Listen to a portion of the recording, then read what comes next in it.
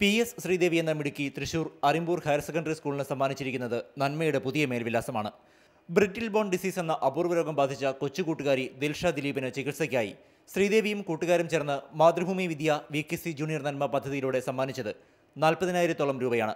സംസ്ഥാന സ്കൂൾ കലോത്സവത്തിൽ ഹൈസ്കൂൾ വിഭാഗം സംസ്കൃതോത്സവത്തിൽ പാഠകത്തിൽ 1ാം സമ്മാനാർഹയാണ് ശ്രീദേവി.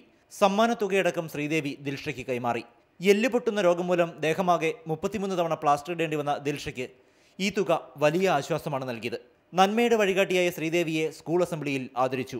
ഇതിനിടെയാണ് മാതൃഭൂമി വിദ്യ VKC ജൂനിയർ നന്മ പദ്ധതിയുടെ ബ്രാൻഡ് അംബാസഡർ കൂടിയായ നടൻ ദുൽഖർ സൽമാന്റെ ഫോൺ വിളിയെത്തിയത്.